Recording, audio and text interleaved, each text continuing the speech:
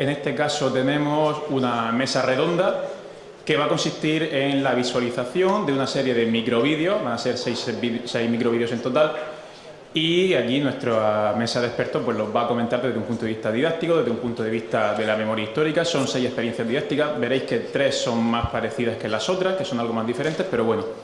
Voy a pasar a presentar a los ponentes, aunque bueno, a Ana Valencia ya la ha presentado Paqui, pero bueno, yo diré algunas cosas más sobre ella. Ella es madrileña, pero murciana de adopción, podríamos decir ya, y estudió Historia en la Universidad Complutense, ¿no? Ha sido también documentalista en el Instituto de Estudios Políticos para América Latina, ha sido profesora de Geografía e Historia en secundaria durante 36 años y es integrante de diferentes colectivos memorialistas, ¿no? Es investigadora sobre la privatización del sistema educativo español y también es editora de la Gaceta de Pedagogía Radical y coordinadora, por cierto, del concurso Nuestro Futuro en Nuestra Historia, de AFEREN, también en colaboración con la Universidad de Murcia, y autora de Justicia, la causa 601/40 del Tribunal Militar Territorial número 2 de Sevilla, de la edición Aconcagua, y además del poema Todos los nombres, con el que se cerró el Congreso de la tramitación de la Ley de Memoria Histórica de 2007, la primera ley que tuvimos, ahora estamos en proceso de tener una segunda.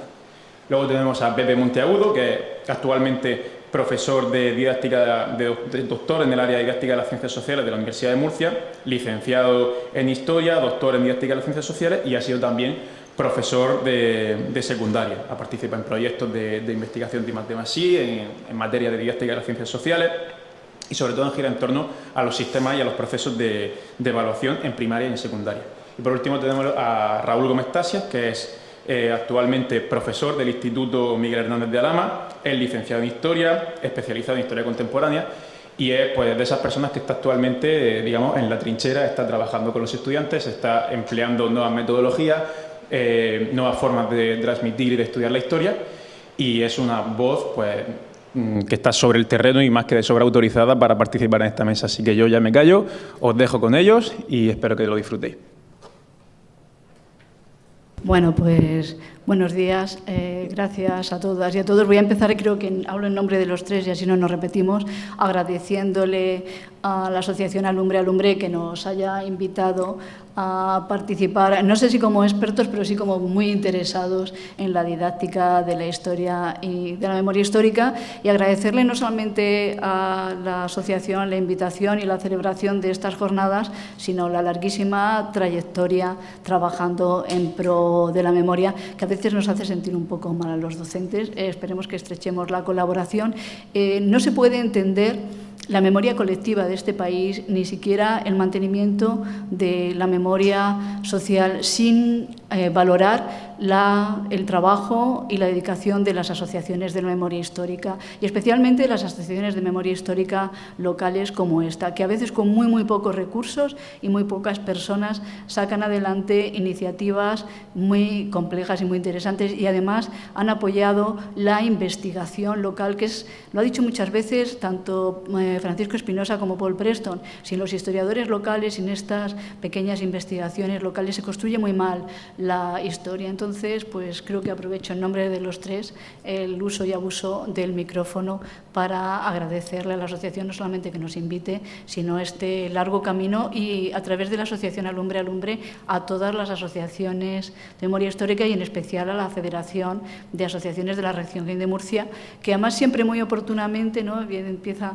trabajando cosas, ha hecho un trabajo fabuloso con el mapa de las fosas y además yo creo que poniendo un poco el punto de mira en una cuestión que esperemos que tenga mucho futuro y que se viene trabajando, aunque no lo parezca tanto, que es el trabajo en las aulas. Y en las aulas de secundaria, estoy de acuerdo con Fernando, más bien en las públicas, porque aunque hay excepciones, y lo vamos a ver aquí en alguna experiencia, el trabajo en los concertados, que no nos olvidemos que en algunas partes, en algunas regiones y en algunas localidades tiene mucha cuota de alumnado, es muy importante y cuando hablamos de educación, como generalmente somos representantes de la pública, se nos olvida que está esa parcela tan a la que es tan complicado de acceder para trabajar memoria histórica. Y nada más, muchas gracias, paso a mis compañeros. Pepe. ¿Se me escucha? No hace falta que me acerque el micrófono, ¿sí? Bueno, pues yo también, como ha dicho Ana, no puedo sustraerme a agradecer a la Asociación Alumbre que haya bueno, en este caso pues contado con nosotros y sobre todo conmigo para el acto de hoy, a través de una modestísima aportación que puede hacer desde el ámbito de la didáctica, es decir, cómo a través de las diversas experiencias que se nos van a presentar esta mañana, ello puede contribuir a mejorar el aprendizaje del alumnado sobre un tema que es un tema polémico, es un tema controvertido, como es el de la memoria histórica, del cual muchas veces se prefiere no hablar sobre él, no tocarlo, no verlo en el aula, porque puede acarrear problemas o acusaciones de adoctrinamiento y, bueno, tampoco no suele aparecer, como hemos visto, con la profundidad o con la carga temática que nos gustaría en los libros de texto. Muchas veces se argumenta la falta de tiempo porque aparece al final del temario, pero es una cuestión, es un tema que es necesario abordar. Es un tema crucial, es un tema transversal que dota a la historia de un sentido público fundamental para la construcción de una ciudadanía también democrática, porque las víctimas tienen derecho a la verdad y la sociedad tiene también el deber de mantener su memoria y su historia. Así que reitero mi agradecimiento, paso la palabra a Raúl y nada más, muchas gracias. ¿Se me oye bien? Sí, se oye. Bueno, yo quisiera, en primer lugar, agradecer la oportunidad que me ha brindado la Asociación Alumbre Alumbre de estar aquí, participar en esta mesa redonda. Bueno, también agradecer a Ana, agradecer el concurso que salió el año pasado para que el alumnado hiciera proyectos referentes a la memoria histórica y poder trabajarla en el aula.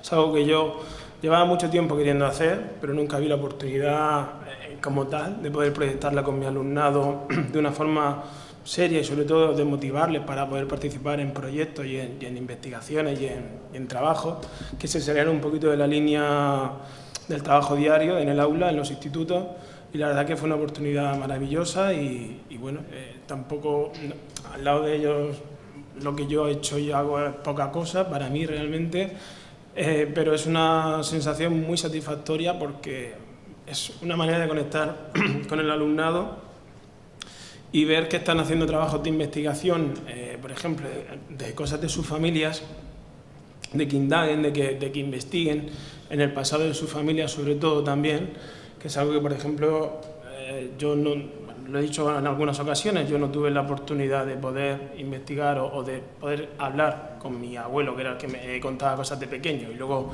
poder investigar cosas de su vida o qué ocurrió en la Guerra Civil, por ejemplo. Y a través de este concurso en el que participaron mis alumnos el año pasado y de esta experiencia que estoy teniendo, cada vez más alumnos estoy encontrando una respuesta muy positiva por parte de ellos, que están adentrándose, que están trabajando en esto. Y sin ir más lejos, antes de ayer una alumna mía de mi cuarto de la ESO me dijo que había encontrado un cuaderno de su abuelo durante la Guerra Civil que le gustaría compartirlo con la clase y trabajar las memorias, que le dio pena no poder haber participado porque había llegado tarde, le animaba el año que viene que lo haga, y con pena me dijo qué rabia no haberlo podido mostrar antes, porque es una experiencia valiosísima y nada, y bueno, en fin, lo dicho, que muchísimas gracias por darme la oportunidad de estar aquí y nada, paso la palabra a mis compañeros. Vamos, si queréis, vemos el primer vídeo, que es el de Raúl, que ha hecho un trabajo fantástico, tanto el año pasado como este, y bueno, hay aquí mucho docente, los docentes, y tenemos la mala costumbre de dar cosas por sentado que todos sabemos, porque pensamos que todo el mundo es docente. No, pues trabajar en el aula, sobre todo con grupos muy grandes. El caso de Raúl ha trabajado con cuarto de la ESO, el curso ese precisamente en el que Fernando dice que hay que hacer incidencia, porque luego son los que van, tanto los que van como no van a la universidad, pues es complicado trabajar con un número tan alto de alumnos en el aula y cada uno con una procedencia tan diversos generalmente, ¿no? Vamos a ver.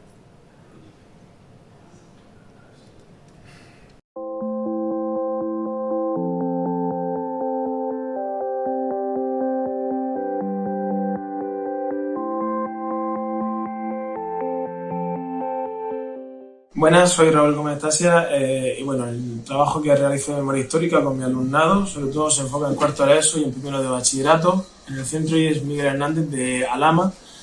Bueno, los tipos de actividad que realizo con el alumnado son diversas, sobre todo una con cuarto de la ESO. Básicamente nos centramos en intentar trabajar las fuentes orales, las entrevistas, los debates en clase, visionando alguna película de la temática, por ejemplo, La lengua de las mariposas, o sobre todo proyectar trabajos de investigación particulares o narraciones creadas por el alumnado para, entre otras cosas, participar en el proyecto de memoria histórica.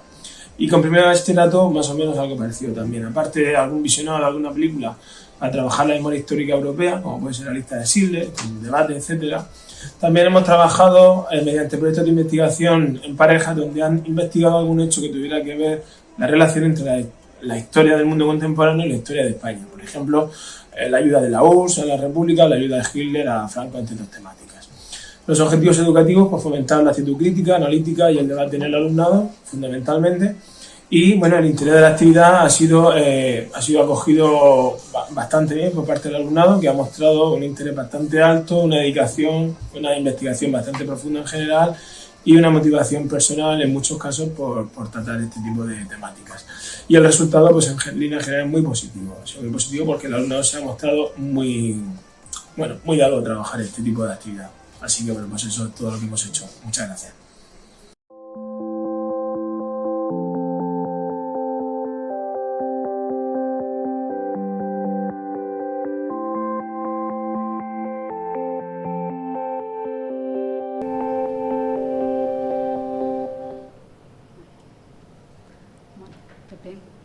A ver, desde el punto de vista de la didáctica. Bueno, pues desde un punto de vista, lo que yo voy a hablar, desde un punto de vista de la didáctica... ¿Perdón? ¿Se oye ahora mejor? Bien. Bien, decía que lo que a mí respecta en esta mesa redonda, desde un punto de vista de la didáctica, es decir, cómo estas experiencias de aula permiten mejorar el aprendizaje del alumnado. Veremos que todos los vídeos tienen algo en común, y es que enseñan historia de otra forma a la manera tradicional, es decir, alejándose de la lección magistral y del uso exclusivo del libro de texto y del examen como herramienta de evaluación final, se propone otra forma distinta de trabajar historia, más motivadora, más también, digamos, trabajar o presentar o hacer que el alumnado sea un agente más autónomo, más crítico. Y en el caso de Raúl, pues utiliza varias estrategias que son muy convenientes en el aula. Utiliza las entrevistas a través de las fuentes orales, emplea debates, el visionado de películas. Lleva también a cabo, junto con sus alumnos, trabajos de indagación. También propicia que el alumnado realice sus propias narraciones históricas. En relación a, como vemos, es un abanico bastante amplio, bastante rico, que en el caso de las fuentes orales de esas entrevistas que pueden realizar a sus abuelos, sus abuelas, a gente mayor, lo que se propicia es, digamos, iniciar al alumnado en la investigación en las ciencias sociales, es decir, cómo se alcanza el conocimiento, cuáles son los pasos que un historiador, un investigador en ciencias sociales tiene que dar para poder llegar a los datos, esos datos transformarlos en información y esa información que finalmente se convierta en conocimiento, porque la historia no son datos, no es una narración cerrada que aparece en los libros de texto y solamente cabe memorizar. Es decir, esa información, esos datos, alguien los ha tenido que buscar, los ha tenido que encontrar para luego incorporarlos a un libro de texto. La historia se construye, no se memoriza solamente. Entonces, a través de esas investigaciones con fuentes orales, se enseña también a simular cómo trabaja el historiador. Como digo, es motivador para el alumnado. En el tema de los debates, que es otra de las estrategias que utiliza, el alumnado aprende a defender, a argumentar sus ideas, se pone en el lugar de otras personas, se fomenta el respeto por las ideas y por las opiniones del otro. También se aprende a respetar los turnos de palabra. Como vemos, no solamente un aprendizaje de contenidos, vamos a decir, conceptuales asociados a la historia, sino que también hay aprendizaje de elementos procedimentales, es decir, cómo hacer las cosas, y actitudinales, relacionados con el saber ser, con el saber estar, con el saber comportarse.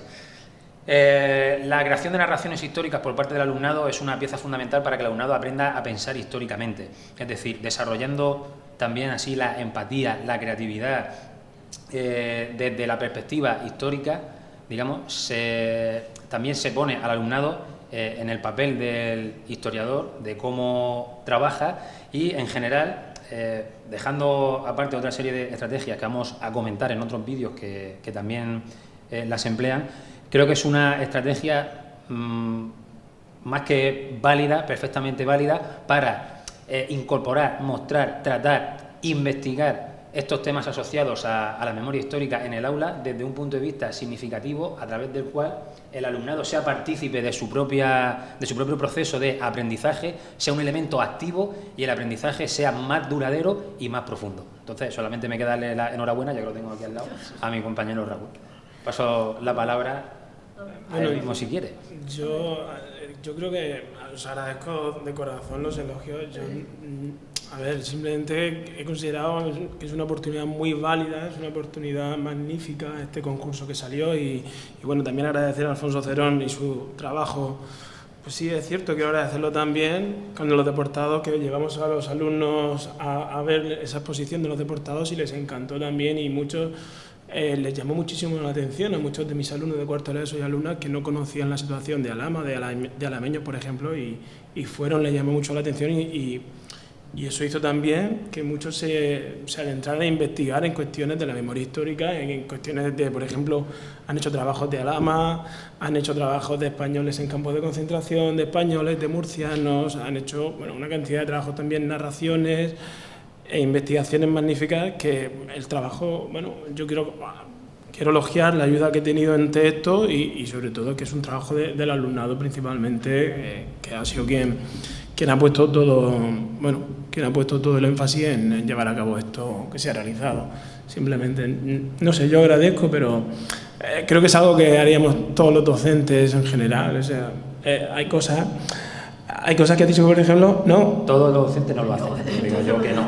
Ya te digo yo que no. Por eso mi reconocimiento, mi agradecimiento a tanto a Raúl como a todas las experiencias que vamos a ver aquí hoy y a todas aquellas personas que de una forma u otra se interesan y llevan estos temas al aula de otra forma, porque precisamente están interesados, se preocupan por el aprendizaje que puede realizar su alumnado sobre un tema que, como hemos dicho antes, es un tema polémico, escabroso, que no se trata en el aula por miedo, por vergüenza, por el qué dirán, por si me acusan, pero que es necesario llevar al aula y que todos los docentes no lo hacen y todos no lo hacen de la misma forma. Entonces, como estamos viendo aquí, esta forma de presentar estos temas en el aula ayuda a fomentar en el alumnado un pensamiento crítico, un pensamiento creativo, buscando la causalidad, ¿vale?, de los hechos o los asuntos o los fenómenos sociales, la finalidad de los actos, es decir, por qué se hacen las cosas, qué interés hay detrás.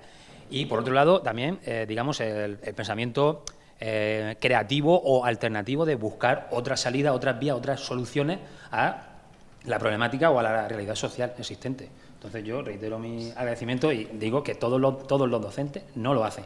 Y lo digo yo he sido docente en secundaria y ahora que estoy, digamos, en la universidad, que también hay que echarle de comer aparte en según qué tema, yo quiero también agradecer y reconocer el trabajo que realizan los docentes y las docentes como Raúl y otros compañeros que están todos los días a pie de obra ganándose el pan con los grupos de alumnos de secundaria, que algunos también tienen su peculiaridad. Yo quería comentar una cosa.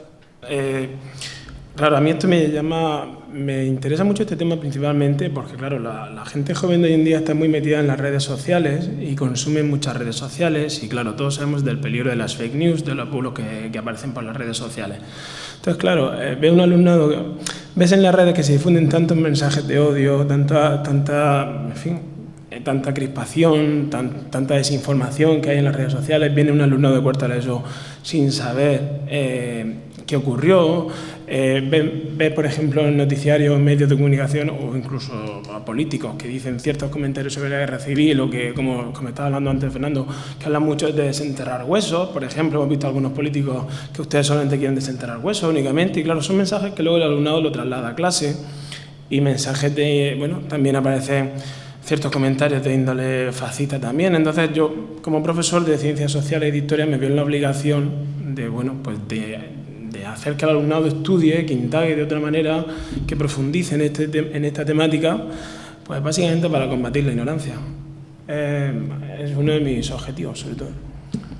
Bueno, pues para no alargarme mucho, yo voy a decir dos cosas muy brevemente. Una con respecto a todo lo que está hablando Pepe respecto a la investigación. Curiosamente, estando tan extendido y ya consagrado por la LOMLOE el aprendizaje basado en proyectos, se hacen muy pocos proyectos que tengan como tema o que aborden de alguna manera las cuestiones de la historia contemporánea de España. Y lo mismo sucede con el bachillerato de investigación, al que se le da tanto bombo, hay un congreso nacional, etcétera. Pues en esta región hay muy poquitos, muy poquitos trabajos de investigación sobre la historia contemporánea, la historia más reciente, que es una cosa pues, que esperemos que vaya mejorando, entre otras cosas con trabajos como este, pero que es una realidad que está ahí. Y con respecto al trabajo de Raúl, que por razones del concurso conozco muy bien, pues todos esos temas que ha estado mencionando Fernando, que constituían mitos de la historia y que estaban mal abordados, resulta que la variedad de trabajos que ha presentado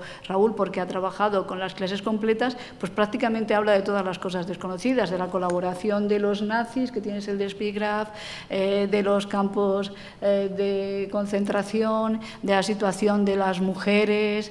Yo creo que prácticamente ha ido tocando en cada uno de los trabajos uno de esos temas sobre los que existe mucha mitología y que se ha intentado deshacer, con lo cual simplemente que no es posible, no sé, sería muy bueno, pero no es posible por la saturación informativa y porque hay demasiado, el visionado en conjunto de estos trabajos y de los otros de secundaria permite un panorama muy rico de la historia contemporánea y muy bien deshecho de la historia contemporánea. En ese sentido es magnífico el trabajo del profesor de orientar en contra de la mitología y a favor de la historia los trabajos, de ir deshaciendo todas esas cosas. Y no nos extenderemos más porque nos quedan otros tantos vídeos.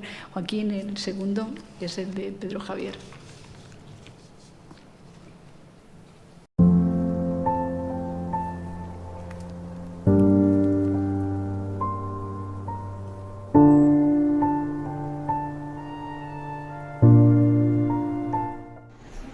Hola, soy Fernando Carreño Zamora, profesor del Instituto Juan Carlos I de Murcia y soy docente de Geografía e Historia. Mis alumnos de primero de bachillerato y yo queremos compartir con vosotros una experiencia didáctica sobre la Segunda Guerra Mundial. En este caso hemos decidido abordar este tema a través de películas y documentales. Cada película y documental tiene asociada una ficha de ejercicios en la que los estudiantes han podido trabajar temas que habitualmente no nos centramos tanto cuando vemos estos contenidos de manera más teórica. Así que yo los dejo a ellos y que os cuenten cuál ha sido su experiencia. A través de los documentales que hemos visto en clase, hemos aprendido didácticamente, mediante estos vídeos, cosas que, por ejemplo, yo desconocía, la participación de los españoles en la liberación de Francia, y mucho material que nos ha servido para un futuro que realmente conocíamos y ha sido una manera muy buena de aprender. La memoria de los exiliados republicanos, la lucha desinteresada por un ideal y la historia de los países. En la película El fotógrafo de Mauthausen hemos aprendido la memoria de los exiliados y deportados españoles a los campos de concentración, la vida que tenían en esos campos, la resistencia que hacían en esos campos y la importancia de los españoles, como por ejemplo las pruebas de los negativos que utilizaron para después los juicios de Nuremberg. La Fundación de Ciencia hemos aprendido el papel de los verduгos y las víctimas en los campos de concentración. No solo eso, sino que también hemos visto los juicios, no solo desde el punto legal, sino también político y moral, ya que no solo incriminaban sobre los nazis que cometían los crímenes, sino también la sociedad alemana que lo avanzó.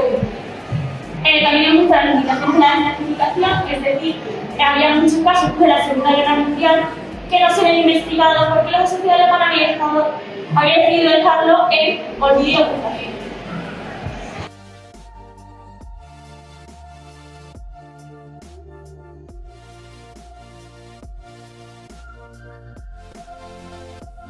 ¿Qué decir? Si ya lo han dicho sus alumnos en el vídeo. Es una buena forma de aprender. Es una forma que a ellos les motiva, les interesa, les llama, porque, ya digo, son formas de abordar temas que no se suelen hacer, y en este caso lo hace a través del empleo de documentales que permiten un análisis crítico y profundo del periodo histórico que se quiere estudiar, seguramente tocando temas que no aparecen nada en los libros de texto y que por lo tanto son desconocidos para el alumnado, pero que guardan relación y ayudan a explicar algunas de las cuestiones que sí que pueden aparecer en los libros. Y también emplea el cine, las películas, o completas o pequeños fragmentos, son un elemento también motivador que llama la atención del alumnado, que les engancha, que les permite seguir el hilo argumental y permite también analizar el tiempo y el momento histórico que se quiere mostrar. Y repito, ya sus propios alumnos han dicho que están muy contentos con esta forma de hacerlo. Felicito a Fernando a que continúe por esta vía y a buscar, indagar o adentrarse en otras posibles experiencias, métodos o recursos. Pero va muy bien. Enhorabuena. Yo quiero acompañar la enhorabuena a Fernando porque, de hecho, es una línea que yo también trabajo con la UNED y me gusta ver cómo otros compañeros míos de profesión también lo hacen. Es decir, trabajar temáticas, como hemos visto en la columna de la 9, que los libros de texto tradicionales, las editoriales tradicionales no abordan, y es importante que se conozca y que el alumnado sea capaz de conocerlo.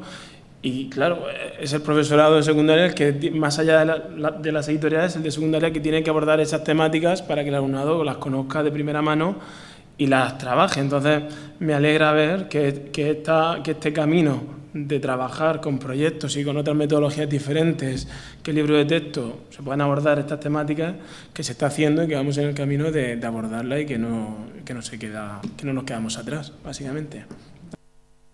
Pues sí, pues el trabajo de Fernando es muy interesante desde muchos puntos de vista. Desde el punto de vista histórico, por una cuestión fundamental, que él lo ha hecho, que no valen excusas, él lo ha hecho desde una asignatura que es Historia del Mundo Contemporáneo, que empieza efectivamente en el siglo XVIII, termina en el XX y al XX se llega a regular y tal. Entonces dice, bueno, es que la historia de España, como se ve en segundo de bachillerato, en primero de bachillerato, no, vamos a ver, es que España no estaba en el mundo y sí estaba en el mundo contemporáneo y con una presencia, y además es muy importante. La historia de España, la guerra civil, tiene un papel fundamental, el desarrollo de la historia contemporánea del siglo XX. Y es súper interesante en el sentido también de quitarnos ese complejo. Efectivamente, aquí llevamos retraso con nuestra memoria, con la elaboración de memoria, sobre todo llevamos retraso en el reconocimiento del franquismo como una dictadura fascista y como un régimen totalitario. Ahí sí que llevamos retraso y eso no ha sucedido en otros países. Pero, por ejemplo, ya que hablamos de la 9,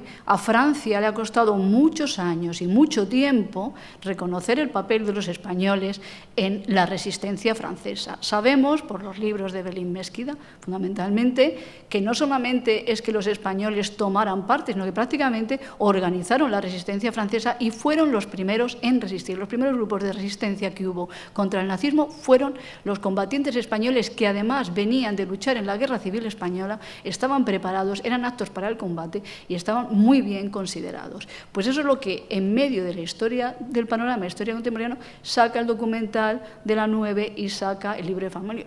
Y como eso tantas otras cosas. En Francia, además del trabajo que les ha costado reconocer eso, les cuesta mucho trabajo reconocer que el régimen de Vichy fue un régimen colaboracionista y que hubo que desplazar a Francia muy poca Gestapo porque la propia policía francesa del régimen de Vichy colaboró activamente con los nazis en la denuncia y en la deportación de ciudadanos franceses. Por lo tanto, excelente ir introduciendo estas relaciones y excelente ir considerando que no es España el único país que tuvo sarampión fascista en los años 30, lo ha puesto antes Fernando con Joseph Mossey en Inglaterra, la famosa marcha. ¿De dónde viene el no pasarán? El no pasarán fue el lema que se acuñó en el West End londinense cuando, ante la marcha de fascistas que iban a ese barrio, decidieron enfrentarse a ellos precisamente los sindicatos, los judíos y los obreros. O sea que sí que hay, y es muy interesante y muy necesario, ir imbricando la historia de España, la historia contemporánea de España en el panorama de la historia contemporánea, porque a ver por qué se sostiene el régimen de Franco, si no es porque viene muy bien mantener un régimen anticomunista en el sur de Europa en esa época. Así que maravilloso. Añadir a lo que estaba comentando Ana, por el tema de la utilización de películas y documentales, no solamente permite el análisis crítico de lo que aparece, de lo que se dice, sino de lo que no se dice también, que eso es importante, es decir, intentar relacionar los sucesos, los acontecimientos que aparecen tanto en las películas, sobre todo en las películas porque pueden tener mayor carga, digamos, motivacional o de enganche o de arrastre al alumnado, porque supongo que irán al cine. Algunos de ellos, supongo que irán al cine, entonces estarán más acostumbrados, y si no al cine tendrán Netflix o algún otro canal de estos, alguna otra plataforma que están acostumbrados a ver largometrajes, y entonces, más que documentales. Y entonces, como digo, en ese análisis del contexto histórico también es importante estudiar o analizar lo que se dice como lo que no se dice, en las propias películas fundamentalmente y en los documentales. Además, ya enlazando con lo que estaba comentando Ana, de esa vergüenza que también sienten los franceses de ese pasado oculto que no quieren o que no se atreven a desvelar, que es la Francia de Vichy y otros lugares de Europa donde hubo regímenes directamente fascistas, como se comenta, por ejemplo, en el libro de Julián Casanova, que tiene una violencia indómita. Cuando toca la Segunda Guerra Mundial y se habla de las experiencias en Croacia, Hungría, y no voy a entrar en Ucrania porque está caliente. Pero por ahí van los tiros. Vamos con el siguiente vídeo.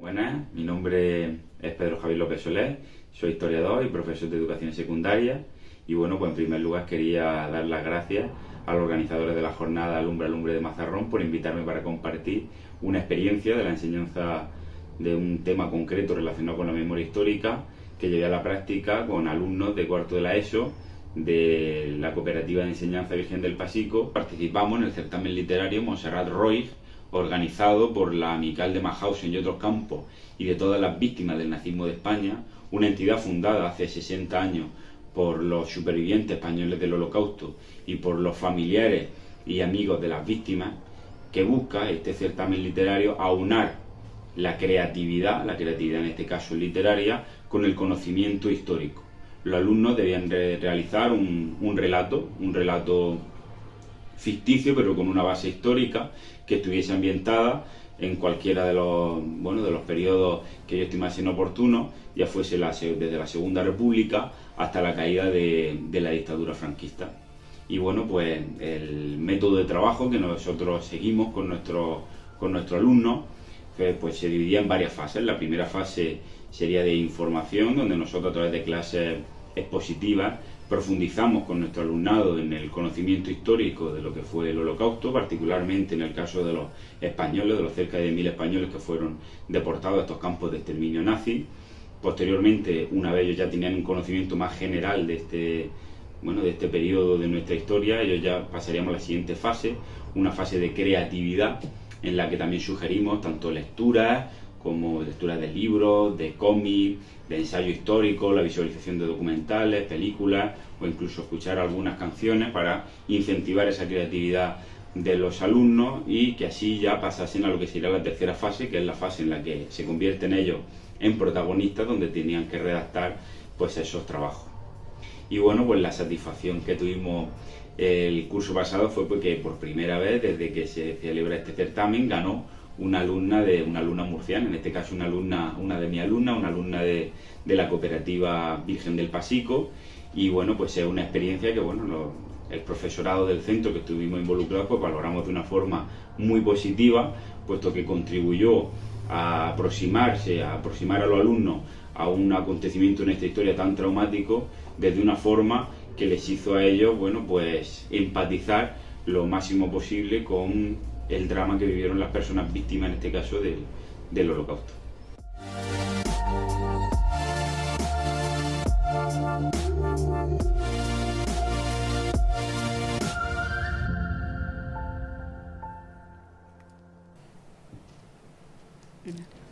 Venga, vamos aquí con Vamos a ver con este. Pedro Javier, enhorabuena Pedro Javier, porque como él mismo ha comentado, uno de los... Bueno, voy a empezar por el principio, porque lo que realizó, lo que empleó Pedro Javier en su experiencia fueron, es decir, partir o utilizar efemérides o aniversarios de hechos, acontecimientos históricos para iniciar o incluir, trabajar determinados temas en el aula. Es un buen pretexto, podríamos decir, para, como digo, dar a conocer determinados temas al alumnado, hacerlos de esta forma más cercanos, más comprensibles, más amenos, partiendo del presente a través de esa efeméride para conocer el pasado. Se trata de una metodología en este sentido inductiva, que otorga así también un carácter funcional al conocimiento histórico, es decir, la historia, saber historia, investigar historia, vale, es útil para algo, y además también incorpora, como hemos visto también en el caso de Raúl anteriormente, la creación literaria, que él mismo ha dicho que es una vía para que el alumnado empatice. El hecho de que el alumnado sea capaz de escribir, de narrar sus propias historias, facilita que comprenda el mundo en el que vive, adquiriendo de esta forma una conciencia histórica, siendo un elemento también activo, y una cosa que también me ha llamado la atención, que ha comentado el propio Pedro Javier, que no abandona el método expositivo. Es decir, las lecciones magistrales, como él bien ha comentado, no se deben desechar ni tirar por la borda, sino que en determinados momentos, según qué circunstancias o contenidos, siguen siendo necesarias o provechosas para enseñar historia en el aula. Lo que ocurre es que hay que compaginarlas o complementarlas con otra serie de estrategias, de métodos y recursos, como son los que estamos comentando aquí en esta mesa esta mañana. Y nada, yo reitero mi agradecimiento y mi reconocimiento a Pedro Javier para que siga por esta vía, motivando a sus alumnos y que se interesen por los temas históricos, que no son tan lejanos como nos creemos y que nos tocan de primera mano. Yo me reitero en lo que has dicho. Me parece, Pedro, lo que estás haciendo, te llevo siguiendo poco tiempo, pero lo que he visto que estás haciendo me parece increíble, te lo digo sinceramente. O sea, es una labor brutal. Y ver cómo lo llevas al aula también, cómo trabajamos muchos docentes en general esto, y ver que esta línea de trabajo tiene futuro. O sea, me parece, esta red que se ha creado, decíamos que era una red entre profesores que queramos trabajar esta temática y que esto tenga una salida, que tenga un futuro y una proyección futura, me parece increíble. O sea, y con tu labor, la de Fernando, la de mucha gente, desde la experiencia, desde la voz de la experiencia y desde la gente que llegamos, que llegáis, que llegan con tantas ganas de hacer tantísimas cosas, para darle un sentido a la historia, para que la historia tenga, para que atraiga a la gente joven, como hablábamos antes, ¿no?, de que la gente quiera dedicarse a la historia el día de mañana y vea que esto también tiene futuro, la historia también tiene futuro. Son con estas metodologías con las que se consigue que el alumnado cale en ello y vea que tiene un sentido el trabajar la historia y que sirve para algo. Me reitero, enhorabuena por lo que hace, porque me parece increíble, sin palabras. Bueno, es muy difícil, conociendo a Pedro Javier, ¿no?, separar la persona y eso. Pues un trabajo fabuloso el que desarrolla él a diario con todo y con todas las cosas. Pues voy a, más que hablar de vídeo, que un poco reflexionar sobre el papel de la literatura y la historia, que son dos hermanas. Es decir, la historia tiene que estar bien escrita como literatura para que sea asequible y todo el mundo la lea con agrado, y por otra parte la literatura es fundamental en la construcción de la memoria social, de la memoria de una sociedad, de la memoria de un pueblo. Entonces, porque tiene un carácter emocional, tiene un carácter sentimental que permite la comunicación, una confraternización más honda quizá que la lectura del ensayo, apela más a cuestiones personales, a cuestiones familiares directas. Y en ese sentido también es muy interesante, con respecto a la literatura de la memoria y de la memoria histórica en España, ir viendo la evolución que hemos tenido. Porque, por ejemplo, quizá uno de los mejores escritores sobre la memoria histórica, sobre nuestra historia, memoria histórica, literariamente, es Antonio Ferres, que es un autor muy poco conocido. Se exilió, regresó a España y sin embargo tiene una obra que se llama Los Vencidos, que es una obra fundamental. Lo que pasa es que es un autor de los años 50, de principios de los años 60 y apenas si tiene difusión y tiene conocimiento, y para mí es quizá de los más valiosos, tanto Los Vencidos, La Piqueta, el resto de su obra. Un paso más adelante ya nos encontramos con La Voz Dormida de Dulce Chacón, que sí que ya tuvo más repercusión, etcétera, etcétera. Luego Los Girasoles Ciegos, que también se hizo la película y también tuvo cierto impacto. Pues todas estas cosas, esta literatura, que al final estas películas están basadas en guiones, sus guiones son obras de literatura, como si llegamos ya al final a Almudena Grandes, que ahora sí que podemos hablar de un gran impacto social. Se está grabando ahora una película, estamos en lo mismo, es la literatura sobre la memoria histórica, sobre la guerra civil, que sí que vemos en ese sentido el avance. Otra vez, las asociaciones de memoria, que son al final las que promueven en las redes y promueven los encuentros esta literatura, que luego tiene una gran importancia en la sociedad, ¿no? Habría que rescatar a Antonio Ferri y seguir trabajando. Por eso es muy interesante el trabajo literario y el trabajar con fuentes, y más Pedro ha tenido el valor de hacerlo en un concertado que está bien. Pues nada, sigue ahí, pero yo prefiero que te vengas a la pública por otras razones. Pero bien, muy bien. Pasamos a la siguiente experiencia.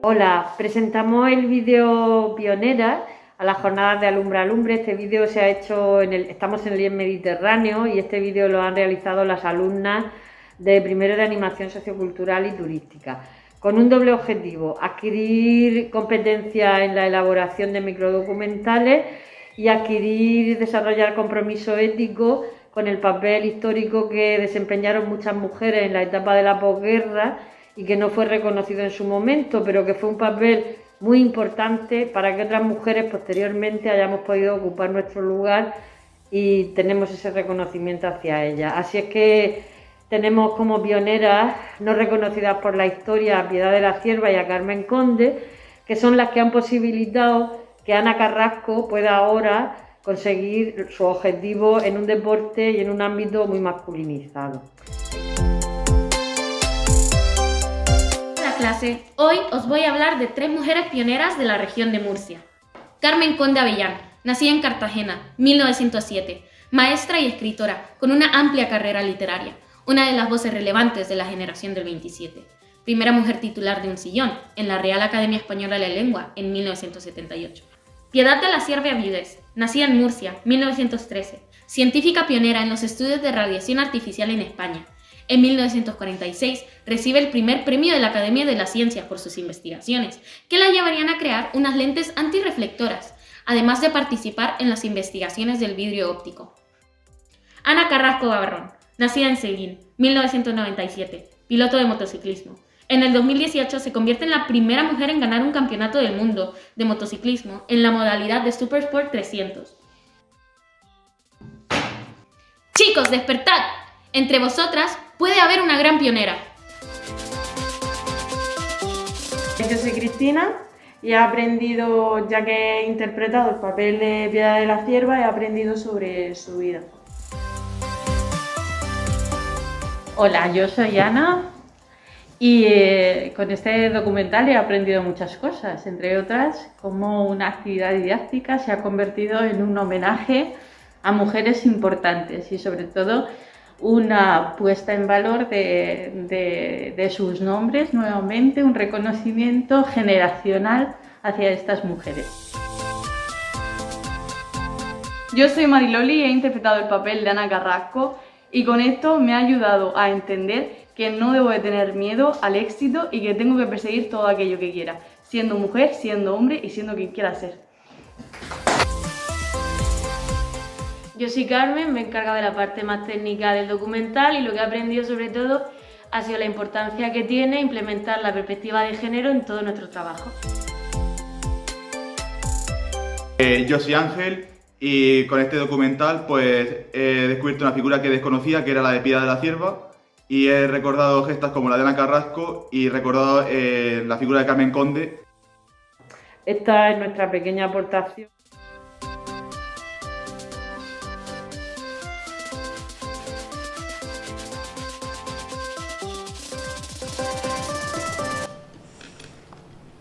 Venga, vamos. Venga, pues darle también la enhorabuena a Emilia y a sus alumnos, que desde un punto de vista del trabajo en el aula, pues se han basado primero en las biografías, que son un elemento también fundamental y del cual se puede echar mano para despertar el interés y la atención que pueda sentir o despertar la historia en el alumnado, en cualquier etapa educativa, lo cual creo que es una excelente idea. Y luego también utilizan la interpretación o el juego de rol, es decir, se ponen en la piel de determinados personajes, en este caso 3 mujeres o 3 chicas, lo cual conlleva también una suerte de investigación o indagación, porque tienen que documentarse sobre la vida, la obra del personaje. Esta estrategia es útil para aprender contenido de todo tipo, no solamente histórico, y como han dicho también ella misma en el vídeo, permite también trabajar la empatía, ponerse en el lugar del otro y desarrollar de esta forma también contenidos actitudinales relacionados con los valores, las normas, etcétera. Así que yo reitero mi enhorabuena a este equipo. Yo me uno en esa enhorabuena al trabajo realizado. Hay dos aspectos que yo quiero señalar que me ha gustado mucho y me ha llamado la atención. Primero, el trabajo de microdocumentales que he podido leer, que es algo que para mí, bueno, yo lo baso en aprendizaje basado en proyectos y es algo que conecta mucho al alumnado. Es decir, no solamente recibir la historia, sino interpretarla, que considero que es algo que hace que el alumnado adquiera mayor los conocimientos y los afiance muchísimo más que lo que hemos dicho de la didáctica, es decir, que más que ser solamente receptor, sea el emisor de esa historia. Es una cosa que sinceramente considero muy acertado y quiero darle enhorabuena por eso. Y otro aspecto es el tema de las pioneras no reconocidas, es decir, trabajar la igualdad de género, algo que considero yo básico, imprescindible y que cada año realizo con mi alumnado de cuarto de la ESO, porque, por ejemplo, hablando de la Segunda República, por ejemplo, sí conocemos todos políticos importantes de la época, pero los libros de texto quizá no le dan tanta importancia a mujeres, por ejemplo, como Clara Campoamor, Victoria Kent, Federica Montseny, etcétera, etcétera, y considero que es muy importante trabajar la igualdad de género en cada etapa histórica, y es algo que busco hacer con mi alumnado y que creo que es necesario hacerlo, o sea que enhorabuena por esta iniciativa y nada, pues a seguir así. Bueno, pues es muy difícil trabajar la historia en FP porque en la formación profesional porque no aparece en los temarios de ninguna manera y lo mismo pues, se puede trabajar a través de temas transversales, la igualdad de género, entonces es fantástico que alguien tenga en perspectiva que venimos de algún sitio y que todo lo que hay hoy también en el mundo profesional proviene del trabajo que realizaron no solamente las mujeres que se ven, sino sobre todo las muchas que no se ven, que son las que nos han traído y nos han empujado hasta aquí. Lo que pasa es que en este trabajo, a la hora de buscar referentes femeninos, es muy complicado. Y la cuestión de la información, que es lo que antes discutíamos con Fernando, claro, los grupos de comunicación y los más medias, etcétera, tienen muchísimo poder a la hora de establecer qué información recibe la gente y cómo.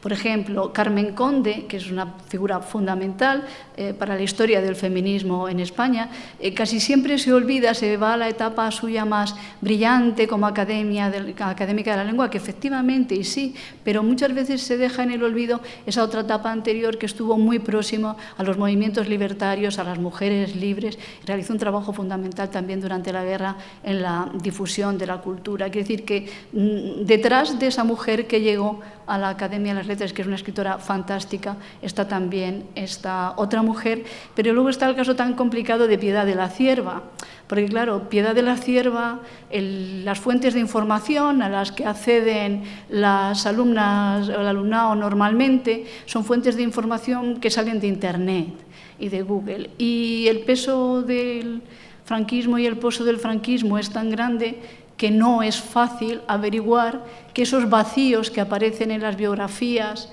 de Piedad de la Cierva y en la Wikipedia, esos 3 años de guerra, por ejemplo, que no se sabe qué hizo científicamente, pues estuvo en la dirección de la Falange, de la sección femenina de la Falange, nada menos que en los terribles años de la represión en Sevilla, y formaba parte de los cuadros dirigentes, o que quienes la formaron intelectualmente, y esto lo pagó también caro, ella pagó caro 2 cosas: ser mujer y que parte de sus formadores son esa generación de científicos fantásticos de la Segunda República, que por cierto fueron represaliados, como bien ha citado antes el libro de Claret, el atroz desmoche, la limpia que se hizo entre los científicos y entre los universitarios españoles, entre los que figuran los que fueron profesores de Piedad de la Cierva. Esto le costó que sí que le dieron el premio de la ciencia, una científica notable, una cosa no quita la otra, quiere decir, su cualidad como científica es incuestionable, aunque fuera dentro del CSIC y del Opus Dei, de la cuota del Opus Dei, del CSIC, etcétera, es incuestionable, pero le pagó muy caro que fueran sus formadores científicos republicanos. Pero bueno, excelente trabajo en FP y visualizar a las mujeres, pues, ¿qué podemos decir? Y la historia del feminismo en este país, que aunque no se vea, viene de muy, muy, muy antiguo, ¿eh? Así que nada, muchas gracias.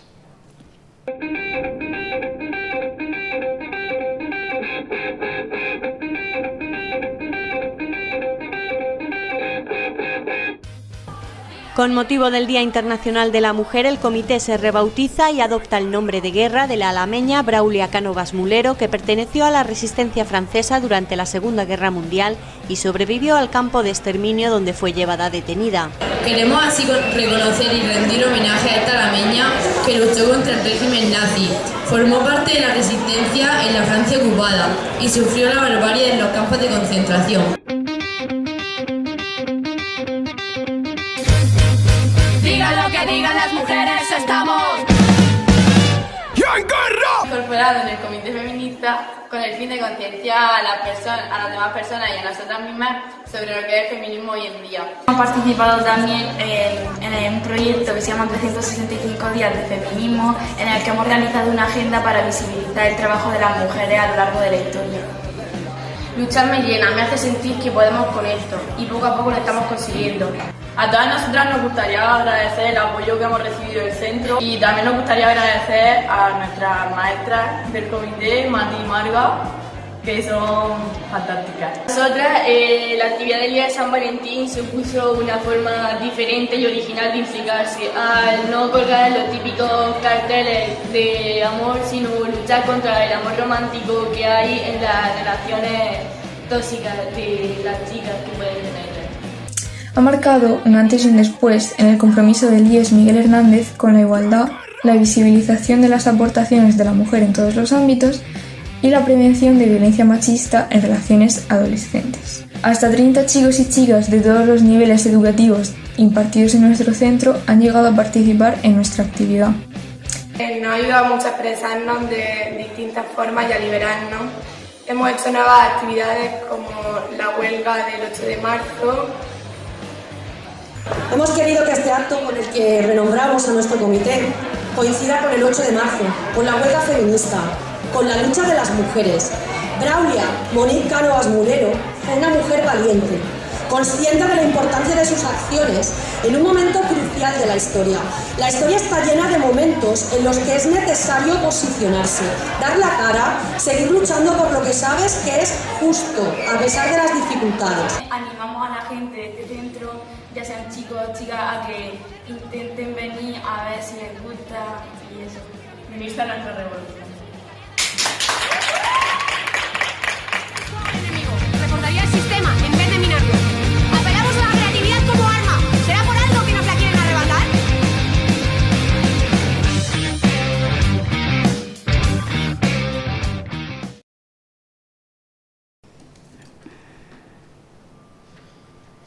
Bueno, pues iniciando el comentario de este vídeo desde un punto de vista didáctico, mi aplauso a a las alumnas, a su grupo de profesores, al centro, porque aprovechando, como hemos visto anteriormente también, una efeméride, en este caso el Día Internacional de la Mujer, y teniendo también como referente una figura femenina de la localidad, pues se ha lanzado a la aventura nada fácil de realizar una mezcla entre un aprendizaje basado en proyectos y un aprendizaje basado en retos, porque, digamos, todo el aprendizaje, todo el bagaje que van a incorporar lo van a sacar del aula, lo van a llevar más allá de los muros del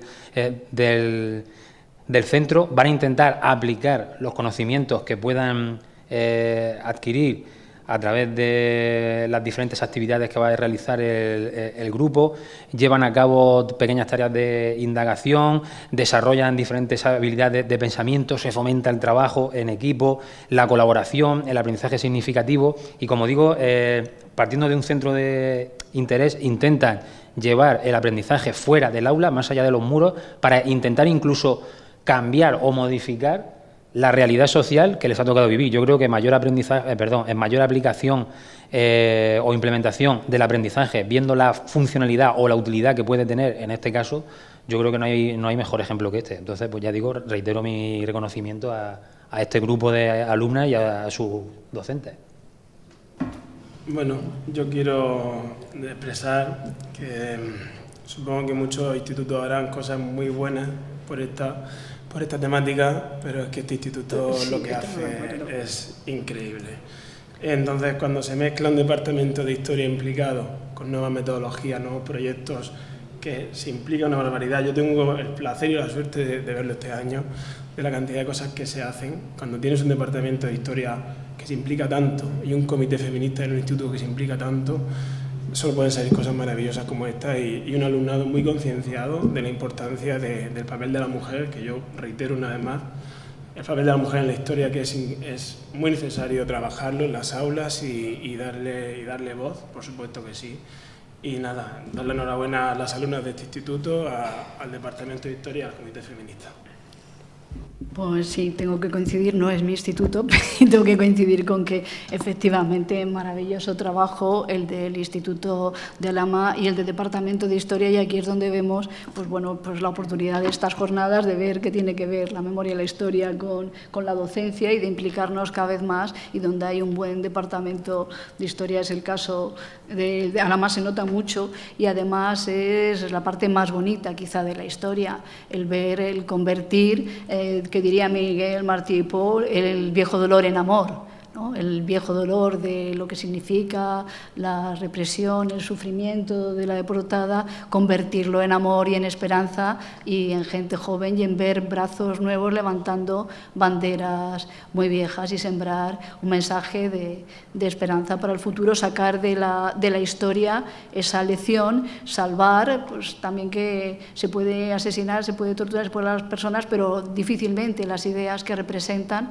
porque son ideas eternas y largamente sostenidas, y es maravilloso esa conjunción entre los profesores, ¿no?, que tienen la experiencia y pueden aportar, y ese ansia de acercarse a esos valores, esa ilusión por lo mejor de la humanidad que tienen estas chiquillas. Bueno, y también he visto que había algún chico, que me ha gustado muchísimo verlo en este comité feminista, y verlo, pues yo creo que para todos es fantástico la experiencia y que merece la pena exportarla. Ojalá hubiera en cada centro algo parecido. Daríamos un paso de gigantes, creo yo. Así que felicidades a todos los de Alhama. Alfonso, que también sale en el vídeo, maravilloso trabajo. Para que veamos la importancia que tiene el papel del profesorado en la formación de sus alumnos. Sin la implicación del equipo docente, seguramente esto pues no hubiese salido a flote. Entonces, el hecho de contar con un cuerpo de profesorado debidamente preparado desde un punto de vista disciplinar y también comprometido con el cambio social es lo que hace posible experiencias como estas. Ahora, yo me pregunto, ¿puede ser también en dirección contraria? En dirección contraria, la labor del profesorado, no por el cambio social. No debe ser, porque España, que yo sepa, ha firmado la Carta de Derechos Humanos de la ONU, y porque tenemos una Constitución que ampara estos valores y no los otros, creo. Quiere decir yo que estamos pregunto. al margen de la ley fundamental del Estado si hacemos otra cosa, y que además recuerdo que al menos por lo que respecta a la educación pública, todo profesor cuando se convierte en tal y en funcionario jura o promete guardar y hacer guardar los principios constitucionales. Todo funcionario lo hace, profesores también. Guardar y hacer guardar los principios constitucionales, creo que es esto. Sí, yo estoy convencido. Sí, Lo digo por si puede porque... ocurrir hacia la otra dirección. Sí. Porque sabemos que muchas veces las leyes están para saltárselas. Bueno, si nos saltamos la Constitución ya... Si la Constitución se cumple... Bueno... Otra reflexión que dejo simplemente en voz alta. Pero ¿a qué te refieres exactamente, por favor? No, que si en vez de contar con un grupo tan docente tan comprometido con el cambio social, para transformar la realidad, teniendo claros cuáles son los problemas que en este caso afectan a las mujeres, que tiene que ver con el movimiento feminista, corremos el riesgo de que pueda ser al revés, de que pueda haber uno, dos, tres, un grupo docente, digamos, en la dirección contraria, conservadora, que no se muevan, que no fomenten para nada el cambio social. Quiero decir... Yo creo, si puedo decir una cosa, y mis compañeros docentes aquí presentes quizá lo puedan corroborar, las futuras generaciones de docentes están más que concienciadas con esta temática de la necesidad de la igualdad de género en las aulas, de trabajar en la historia, la mayoría, considero que la mayoría del profesorado está más que concienciado ante esto. Entonces, es lícito no estar de acuerdo, que no quiera estarlo, pero yo creo que la metodología de la historia avanza hacia un futuro de igualdad y de valorar sobre todo el papel de la mujer en la historia, que sabemos que ha estado tan oculto durante tantísimo tiempo. Entonces, creo que el profesorado cada vez es más consciente de ello y sin ir más lejos, hablábamos de las editoriales. Las editoriales se han dado cuenta, es decir, si las editoriales se han dado cuenta que tienen que meter cada vez más el papel de la mujer porque es que es así, ¿sabes? Porque realmente se ha de promover en las aulas, nosotros creo que también debemos de fomentarlo, pienso, y creo que las futuras generaciones de profesores también están participando en ello, considero, no lo sé. Yo espero que sí, que decir en ese sentido ese avance, y a pesar de todo, pues creo que es más fácil abordar la igualdad de género que abordar algunos segmentos de la historia. Creo que está más universalmente aceptado. Creo que aquí corremos menos peligro en abordar la igualdad de género que sí en adoptar algunas otros temas históricos o sociales, exactamente, que no sean en este caso la igualdad de género. Como hemos comentado anteriormente, como aquí cada comunidad autónoma ha hecho de su capa un sayo, y esto es un reino de Taifa, pues 17 currículos distintos, el alumnado aprende o no aprende cosas distintas, y al final qué historia es la que se enseña o la que se aprende, porque al final es posible que tengamos alumnos de 17 zonas o territorios que en teoría ven la misma asignatura, pero que son historias totalmente diferentes. A ver, esto nos va a llevar a una discusión ya muy sí. lejos, porque una cosa es la historia que se aprende en las aulas y otra cosa es la historia que se aprende en la sociedad y la historia que se aprende socialmente. Por eso las asociaciones como Alumbre, las asociaciones de memoria histórica son tan importantes, por eso hay literatura, porque más allá del aula también hay que construir una memoria social. Quiere decir que el alumno no solamente es permeable a lo que sucede en el aula, es permeable a lo que sucede en la sociedad, y ahí sí que es mucho más complicado y más costoso intervenir, y generalmente es más costoso intervenir desde el plano de vista de las cosas más interesantes. Las cosas banales tienen más facilidad para ser vista, porque vivimos tiempos que premian la banalidad mucho. Entonces, ahí en la construcción de la memoria creo que todos, ahí hay una responsabilidad social como ciudadanos que tenemos todos. Nosotros como docentes tenemos alguna más cuando estamos en el aula, pero como ciudadanos creo que ahí todos tenemos mucho para impedir que al fin y al cabo, yo creo que todos estaremos de acuerdo que el aula y esa idea que la gente tiene de que en el aula se arregla todo, de que vamos a llegar al feminismo y la igualdad no sé qué a través de la educación, de que la violencia se erradica en el aula, es una equivocación. El aula y la sociedad es como si yo echo aquí una gota de agua en un vaso, son cosas completamente de ahí la importancia de proyectos como este que nos están enseñando en este vídeo. Efectivamente. A mí esto me recuerda, por ejemplo, a cuando en el aula se trabaja la Primera Guerra Mundial y de la Primera Guerra Mundial, las batallas, los acuerdos, las paces, automáticamente la gente pasa al del 29, un poquito los felices años 20 en Estados Unidos y tal. Pero ¿quién trabaja el sufragismo, el movimiento sufragista? ¿Quién dedica tiempo a trabajar? Quienes pensamos que es necesario trabajar el movimiento sufragista, quienes pensamos que es importante trabajar como las mujeres adquirieron los derechos y las libertades, el derecho a voto. Cuando se habla de la Primera Guerra Mundial, de todo lo importante, pero también hay que saber, considero, el papel de la mujer ahí. Y la oposición de las mujeres a la Primera Guerra Mundial. También. Entonces, claro, es algo que el profesorado estamos concienciados ante esto y igual que trabajamos la memoria histórica desde un paso firme y valiente, considero, también tenemos que trabajar el papel de la mujer en la historia también desde un paso firme y valiente, porque hay que darle el papel que se merece sinceramente en la historia. Entonces, como siempre habrá gente que no lo va a ver bien, como todo en esta vida. Siempre vamos a tener detractores. Pero eso no quiere decir que no tengamos que mirar hacia adelante, considero. Vamos con, creo que es el último vídeo ya, y no porque sea el último, ni mucho menos, sino que ahora, todos los vídeos al final, si ustedes se dan cuenta, han ofrecido una perspectiva muy amplia y muy buena de lo que se puede trabajar en un aula y cómo, y en ese sentido, pues en conjunto, creo que nos dan una visión de por dónde van las cosas, por dónde pueden ir y qué se hacen también algunas cosas y qué problemas tenemos de ir a la historia.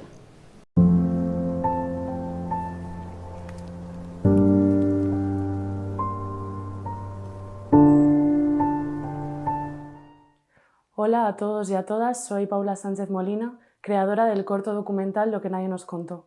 Este trabajo sirvió para finalizar mis estudios universitarios en Periodismo y Comunicación Audiovisual en la Universidad Carlos III de Madrid.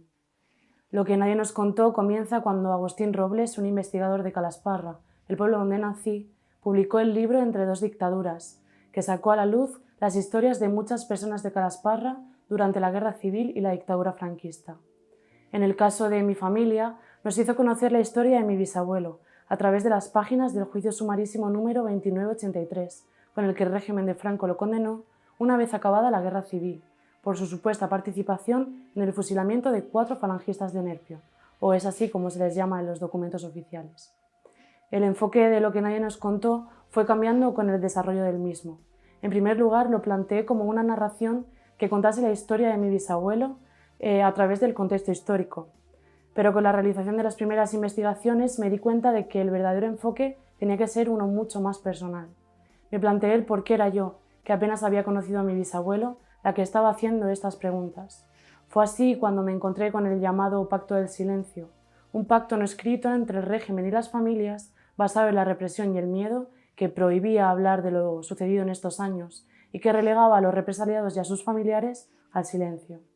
Este pacto fue heredado por los hijos, aunque en menor medida también por los nietos. La tercera generación, que es a la que pertenezco, ha sido la primera en hablar sin reservas de lo acontecido en estos años, ya que no hemos vivido la represión, el miedo y el trauma. De esta forma, el enfoque del documental se centró en la investigación y en un viaje donde era yo la que formulaba las preguntas sobre la vida de mi bisabuelo y que ha hecho que pudiese conocerlo y explicar los años de silencio en mi familia. Con este documental he querido traer el pasado al presente a través de la memoria, desarrollando un tema íntimo y personal, pero que también sirve para explicar la situación político-social que se vivió en la España del siglo XX. Hay quienes piensan que contar historias como esta solo sirve para reabrir heridas, pero yo creo que contar historias de las que nunca se ha hablado solo sirve para cerrarlas, y esta es una de las tantas historias que nadie nos contó.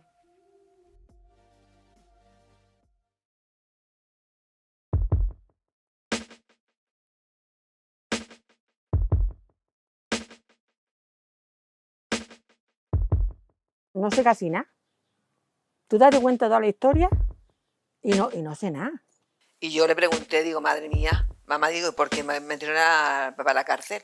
Lo acusan de cosas que son fuertes, de asesinato.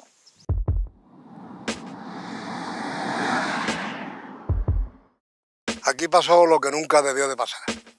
Ese sumario era igual como muchos otros. Si se enteraban que decían algo, eran capaces de fusilarlos. Los 11 meses que estuvimos aquí en Calasparra, aquello era más que un infierno. Fernando Miñano López era mi bisabuelo.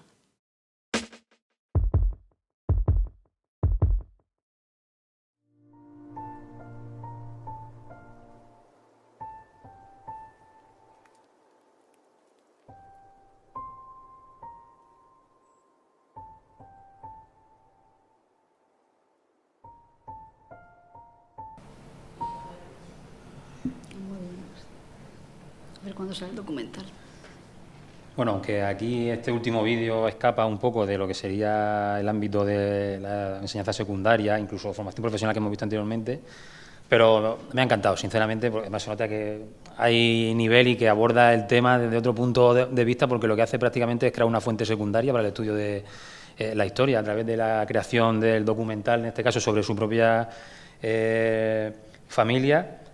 Mayor implicación, mayor motivación para hacer las cosas, pues lo veo difícil, y además con todo el trabajo que supone, digamos, realizar un documental y llevar a cabo el proceso de investigación para poder llevarlo a cabo. Documentación, investigación en fuentes primarias, escritas, orales, la redacción del guión, la composición de la película. Quiero decir que es un proyecto con todas las palabras, es un aprendizaje basado en proyectos y además con una temática que seguramente sobre esto Ana hablará mucho y con más fundamento que yo, sobre un tema que relacionado con la memoria histórica y con la guerra civil, como es el del silencio, el de los familiares desaparecidos, represaliados, etcétera, y nada más que solamente queda, pues ya digo, reconocer el trabajo, el interés, el entusiasmo que ha llevado a cabo Paula, si no recuerdo mal, creo que se llama, para poder presentarnos esta pequeña joya. Es una joya, sí. A mí me parece una cosa magnífica, un proyecto magnífico. Me recuerda a dos chicas periodistas que hace unos años realizaron un documental también sobre la cárcel vieja de Murcia, que fue magnífico aquello que hicieron. Fue una cosa que yo llevaba mucho tiempo queriendo ver algo como eso, porque mi bisabuelo estuvo en la cárcel de Murcia y fue una oportunidad magnífica poder ver lo que realizaron estas chicas. Entonces, ver que esta chica ha hecho algo parecido también, bueno, dice que estamos en un buen camino. O sea, que me llama la atención la Facultad de Periodismo, ¿no? Que a lo mejor los historiadores, tanto en la Facultad de Historia, en la didáctica, en las aulas, hemos de promover mucho más todavía este tipo de cosas que se están haciendo, de trabajos de investigación de este tipo, que acerquen tanto, ¿no?, a los alumnos y a la historia en general. Pero vamos, me parecen unas iniciativas fantásticas, sinceramente, y ojalá que surjan más así y podamos conocer muchísimas más en la región de Murcia, bueno, y en España en general, pero que siga así. Sí. Bueno, pues la selección de verdad, la selección de vídeos ha quedado extraordinaria porque cada uno ha ido a incidir en un tema y trata un montón de cosas que tienen muchísima relación. Una cuestión es la de la generacional. Ella habla ya de los bisabuelos y, claro, la generación más implicada en la memoria histórica ha sido la de los nietos. Los nietos muchísimo, los hijos, pero sobre todo los nietos, que son los que formaron las asociaciones. Pues está el caso de Silva como gran promotor, etcétera, por los nietos. Pero son los bisnietos, ahora veremos por qué, con conocimiento, los que quizá están en mejores condiciones para abordar estas cuestiones. ¿Por qué? Por una cosa que tiene que ver con eso que ella llama el silencio. Esto se empezó a estudiar en nuestro país a raíz precisamente de que empezaran a llegar exiliados argentinos de las dictaduras del Cono Sur, en los Altos, desaparecidos, etcétera. Y entonces se empezaron a ver los traumas, no solamente los traumas en quienes padecen la represión, sino en las generaciones posteriores, lo que se ha llamado el trauma postgeneracional. En ese sentido, en España hay dos trabajos excelentes, uno de una psiquiatra, Ana Miñarro, que se llama Las heridas del silencio, y otra de una terapeuta, que es Clara Valverde, que se llama Desenterrar las palabras. Las dos abordan el trauma en todas las generaciones y ese trauma que genera también en los vencedores, no solamente en los vencidos, el silencio que tuvieron que guardar, uno sobre los crímenes que habían cometido y otros sobre los crímenes de los que habían sido víctimas.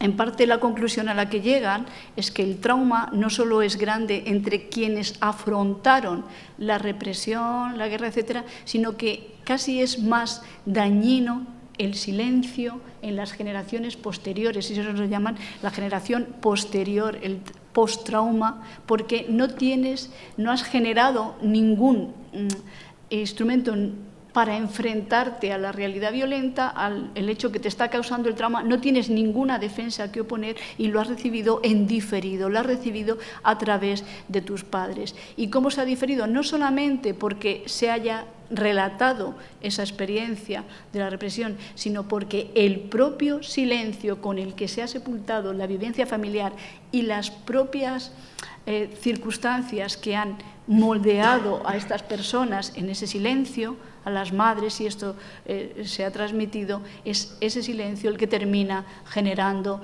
en los nietos, que los ha hecho constituir, ya digo, una parte y estar muy activos en las asociaciones de memoria, y es lo que en parte los bisnietos pueden llegar a superar. Entonces, en este sentido, recoge todo, recoge el problema del silencio, de cómo no se nos contó, cómo no se ha hablado. Pues cualquiera de los que formamos parte de familias seriamente represaliadas, creo que comprendemos muy bien el silencio, y que la explicación de estos silencios no es otra que la inmensa represión, el trauma y el miedo de aquello que Paco Espinosa llamó la matanza fundacional del franquismo, que hasta el propio franquismo tuvo problemas para reconocer lo que fueron los primeros años de guerra, y lo que ha explicado Fernando tan estadísticamente de aquellas zonas donde lo que no hubo guerra simplemente fue una represión brutal, coincide con las zonas donde también se ha generado más trauma, etcétera, porque es complicado hablar sobre una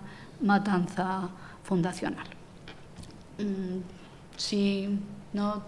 simplemente quería, como es el último de los vídeos, para acabar de manera general, yo decir que todas las experiencias que hemos visto aquí, tanto en educación secundaria, en formación profesional, incluso a nivel universitario, digamos, son proyectos que contribuyen a la renovación didáctica de la historia en las aulas, pues ayudan a pensar históricamente al alumnado sobre las causas, las consecuencias, los cambios, las continuidades, a través del uso de fuentes primarias o secundarias, aprenden dialogando con sus compañeros de manera colectiva, incorporando problemas sociales sobre los que muchas veces, como estamos comentando, no se habla, y es necesario, como hemos dicho también al principio, incorporarlos, y sobre todo también porque son formas de presentar los temas en el aula que permiten dedicarles más tiempo.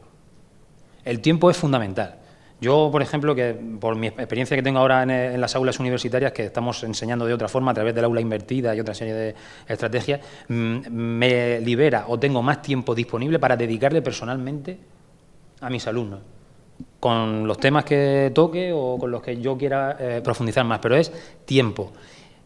Tiempo necesario para poder abordar con detenimiento, con seriedad, estos temas relacionados con la memoria histórica, sobre todo en un contexto, como hemos comentado anteriormente, que es el de la sociedad de la información, pregunto yo, porque yo creo que lo que hay básicamente es desinformación, porque sí que hay datos continuamente, van y vienen, salen, se olvidan, entonces no hay tiempo para poder asimilar nada, no hay tiempo para estudiar, no se profundiza, y eso lo que digamos, impide o imposibilita es la creación de pensamiento, de un pensamiento lineal profundo, porque hay interrupciones, subidas, bajadas, y entonces eso tampoco favorece acabar con el desconocimiento que se tiene sobre un periodo de nuestra historia reciente que es esencial para poder entender el presente, y de esta forma también fomentar en el alumnado, como digo, la creación de ese pensamiento profundo y el trabajo de un discurso que no sea solamente descriptivo o narrativo,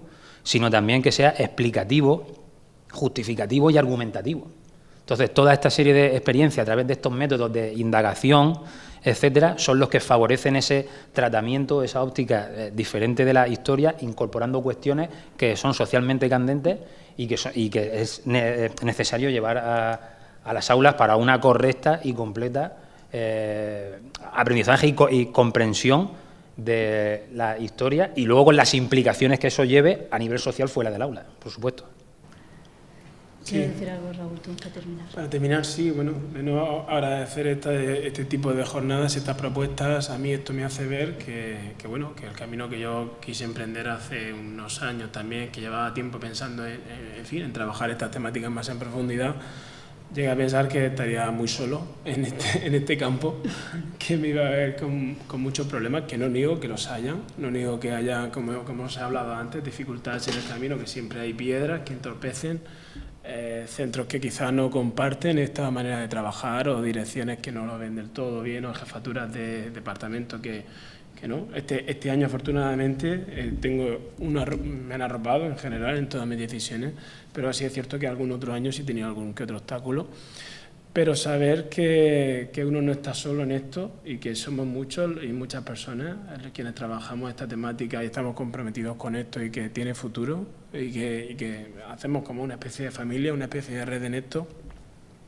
Nada más que me permite, pues eso, agradecer la oportunidad y ver que hay esperanza y que hay que ver las cosas de un punto de vista optimista siempre. Así que nada, muchísimas gracias. Yo, nada, reiterar el agradecimiento a la organización, a todos los que han participado con los vídeos, y quería terminar con unas palabras de Alfredo González, que no es así un personaje con estos nombres muy conocidos, pero si digo que es el arqueólogo que está excavando, que ha excavado el campo de concentración de Jadraque en Guadalajara recién descubierto, sabemos quién es y sabemos de qué polémica ha estado rodeado, y esto no es un campo y tal, y escribió un artículo muy bonito, creo que es El Público el que lo sacó hace unos días, hablando de qué estaba haciendo con todo lo que se había encontrado en los campos, entre otras cosas, unas latas, aparecen muchas latas, se encontró unas latas de conserva que algún preso había convertido en tazas para aquello de poder conservar y beber con dignidad. Y decía al final del artículo, y es muy aplicable al trabajo que hacéis, al trabajo que se hace en estas jornadas, a todos estos trabajos de la memoria histórica, dice: nosotros lo único que hacemos es salir a intentar encontrar la historia. Y termina, dice, aunque la historia sea a veces lo que nos duele. Nada más y muchas gracias a todos.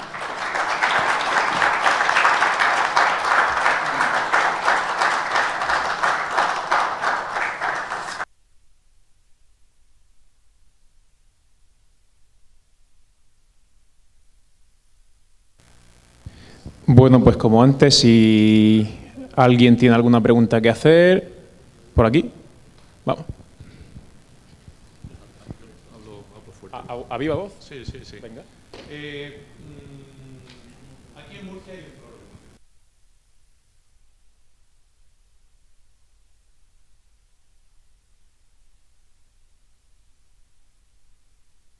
problema. Ahora mismo la Consejería de Educación.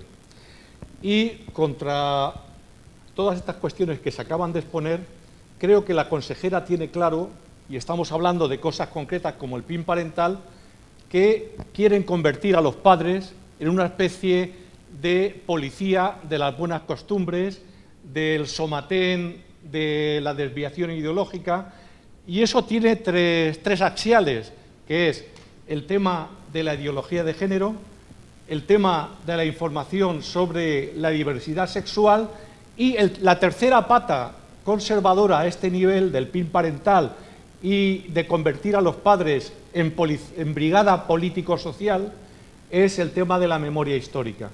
Es decir, que ahora mismo la política de la Consejería va por utilizar a los padres contra este tipo de actividades.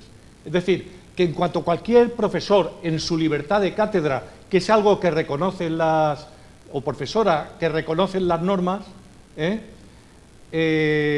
puede surgir o una asociación de padres o un grupo de padres o dos padres concretos que digan: es que se está intentando malformar a nuestros hijos. Es un problema añadido que hay aquí en Murcia. Y yo incidir en una cuestión, digamos, de contenidos. Hay algo que incentiva bastante a los alumnos y las alumnas en la aceptación y el gusto por la historia, que es sobre todo el tema de la historia concreta. Y hablo de la comarca. En esta comarca hay cantidad de procesos que forman parte de la memoria histórica, forman parte del baúl de los recuerdos, de la historia escondida, que se pueden utilizar en la didáctica. Pues hablo, yo qué sé, pues hablo de las prisiones de Totana, hablo de los bombardeos de Mazarrón, hablo de las casamatas de la línea de defensa de Cartagena que hay en Alhama.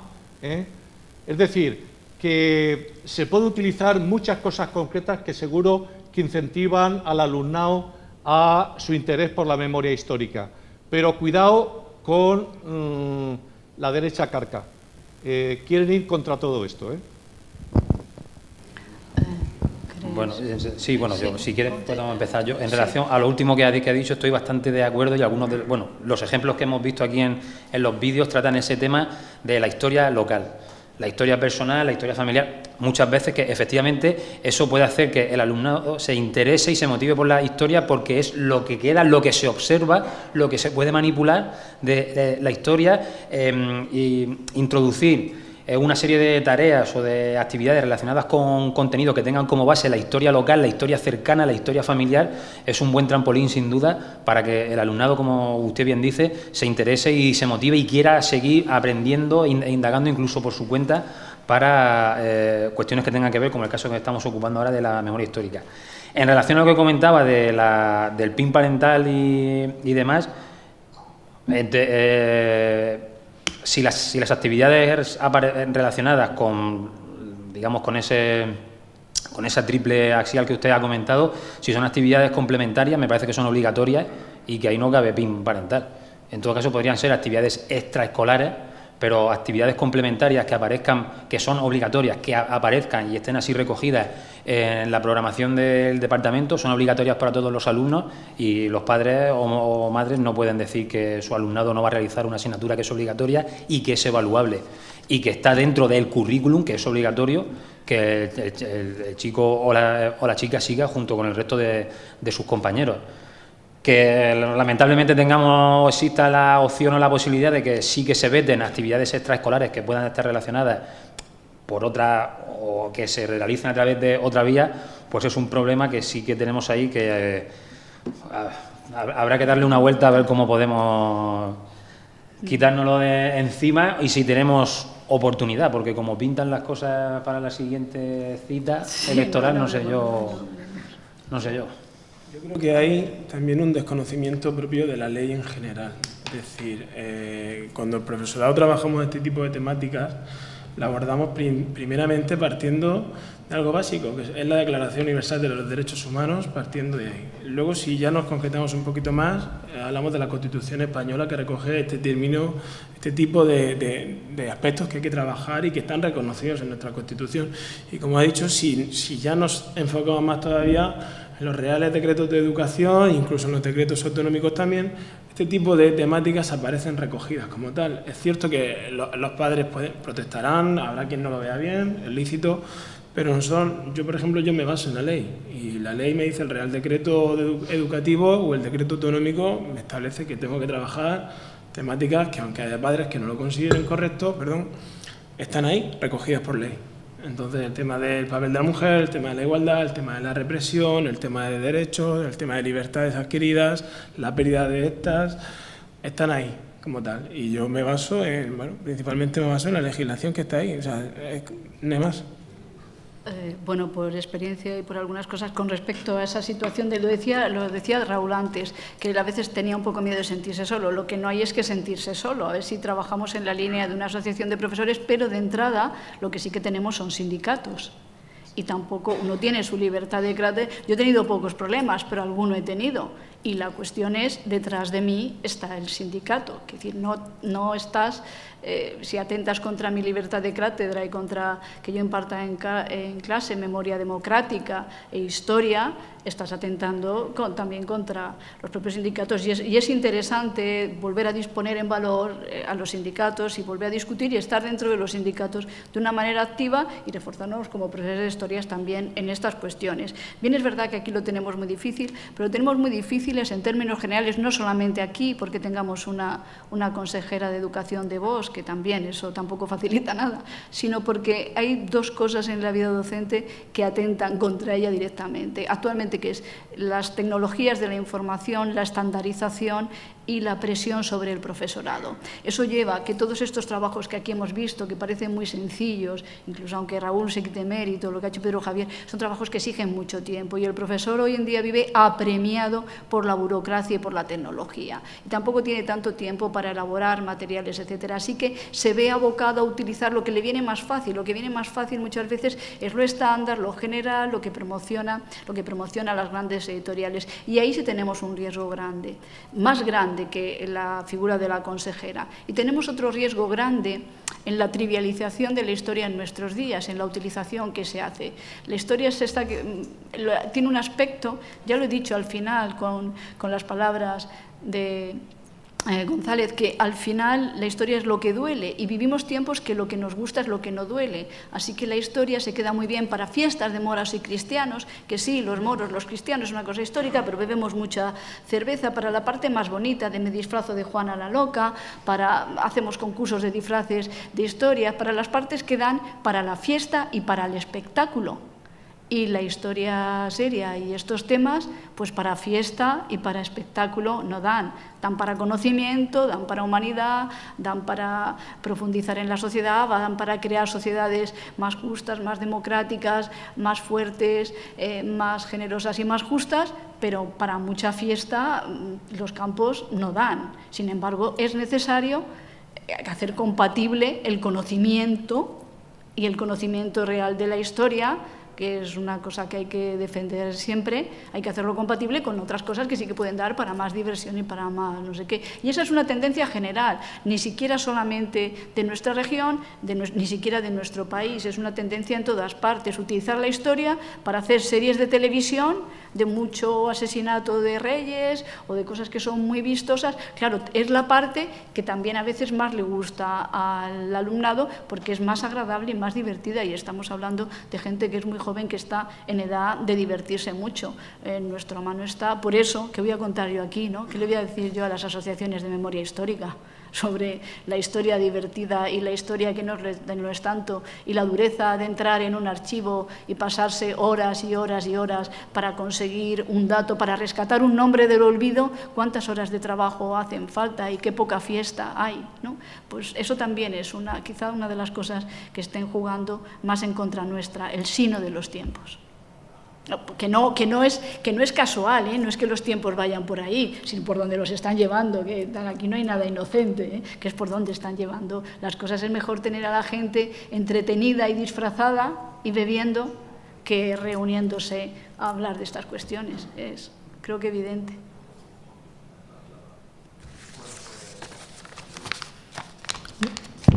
Es que nos estamos quedando... ¿Cuánto tenemos más? Poco. Venga, va Fernando. Nada, bueno, voy a ser breve. Es redundar un poco en algunas de las cosas que se han dicho. Digamos, primero hablar a estas alturas, yo creo, de derecha más reaccionaria casi es casi gratuito, teniendo en cuenta, yo en Madrid también tenemos un problema y podemos tener un problema ya en muchas partes, ¿no? De mi experiencia, y abundando lo que ha dicho Ana, es fundamental el respaldo con el que pueda contar el profesorado a la hora de trabajar estos contenidos, ¿no? Y la experiencia que he citado antes tangencialmente, pero la que puedo detallar un poco más. Nosotros teníamos un grupo que se llamaba Entre Siglos XX y XXI, que trabajamos los temas de la historia oral en el aula y publicamos luego una revista escolar, ¿no? con financiación con la ayuda financiera del Ayuntamiento de Fuenlabrada.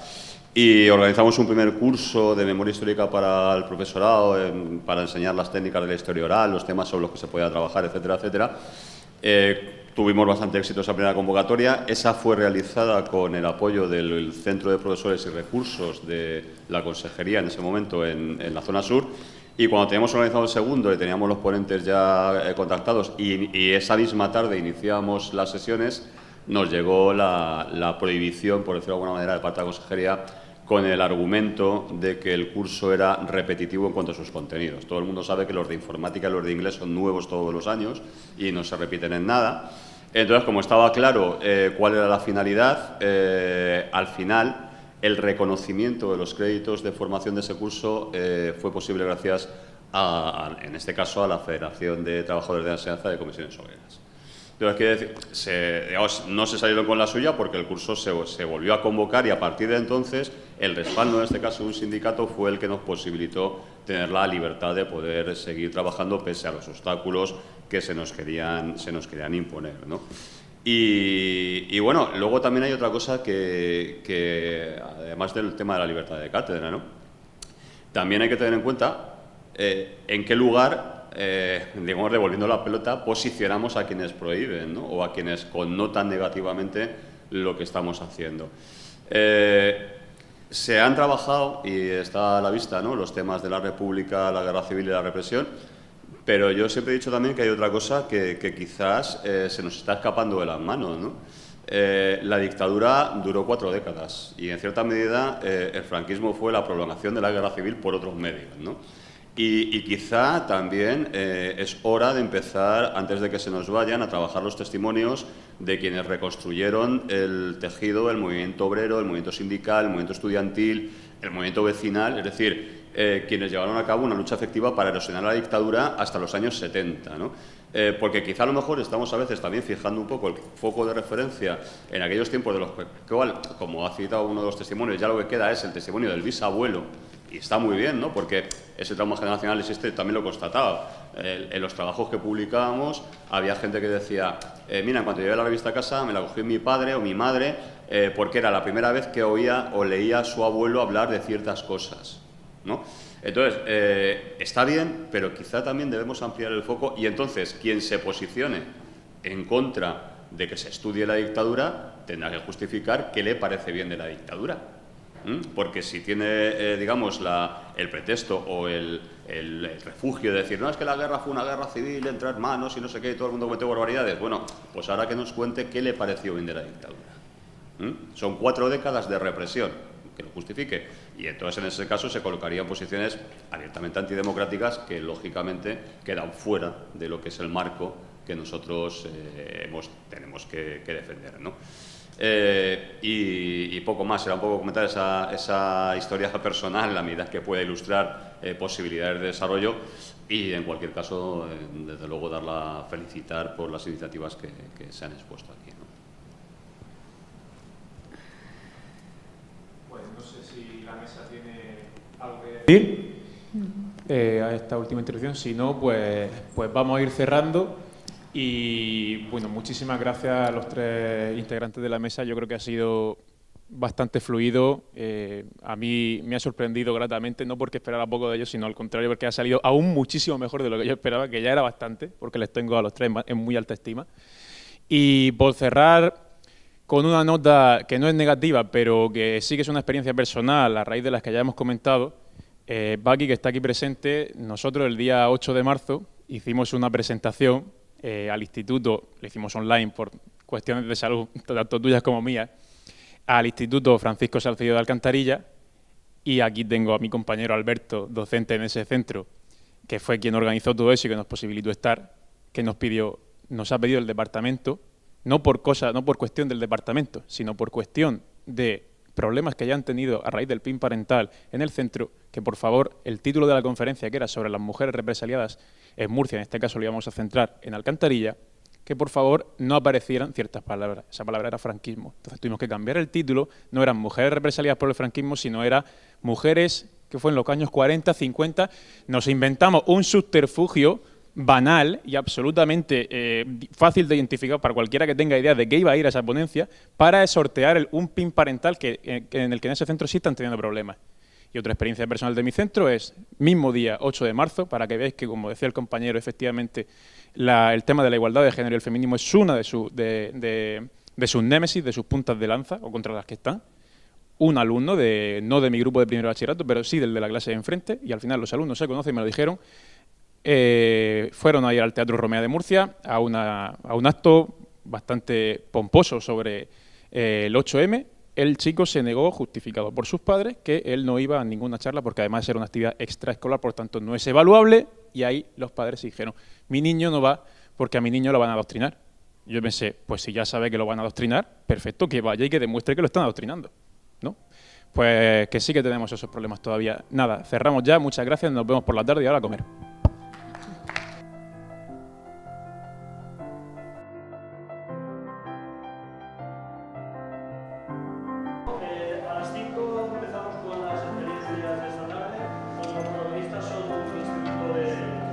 de aquí de